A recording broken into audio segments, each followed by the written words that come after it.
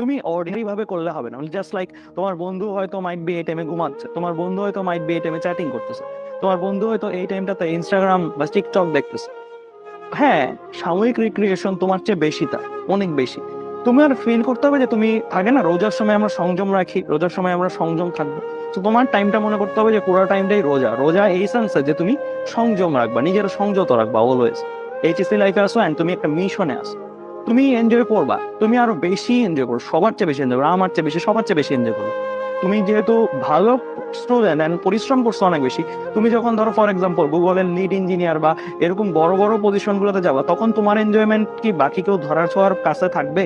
তখন কি আমরা তো, বাকিরা কেউ কি তোমার ধরা ছোঁয়ার কাছে এনজয় করতে পারবো? বা তুমি যে পরিমাণের এনজয় করার সুযোগ স্কোপ সবকিছু তোমার কাছে আল্লাহ দিবে, সেটা কি বাকি কাউরে দিবেন? সো তোমরা ফিল করতেছো তুমি 2022-এর ওয়ার্ল্ডটা লিড করবা না, 2022-এর ওয়ার্ল্ডটা তোমার জন্য না।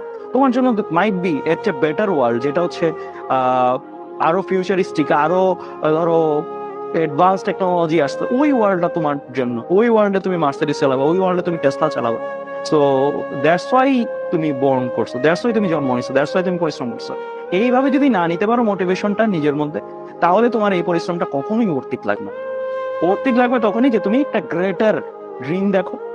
নট লাইক সারা বছর থাকে না চাকরি করব, সারা বছর কাজ করব, নট লাইক তুমি এরকম ড্রিম দেখো না। তুমি একটু এক্সট্রাঅর্ডিনারি, তুমি 35-36 এজে রিটায়ার করবা এন্ড তোমার হাতে আল্লাহর মধ্যে দ্যাট মাচ ক্যাশ থাকবে, তোমার ফ্যামিলি, তোমার পরিবার পরিজন সবাইকে তুমি অ্যাকচুয়ালি হ্যাপি রাখতে পারো, সবাই প্রাউড করবে তোমাকে নিয়ে, অ্যান্ড সবাইকে তুমি পুরো ওয়ার্ল্ড ট্যুর দেওয়াতে পারো, তোমার আম্মু আব্বুকে অ্যান্ড তোমার ফুল ফ্যামিলিকে।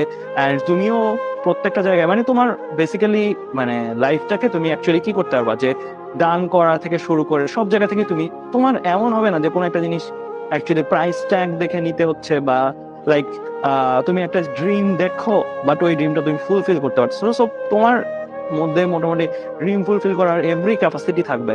সো ওইভাবে তুমি পরিশ্রম করতেছো, ওইভাবে তুমি গ্রো হতে চাচ্ছ।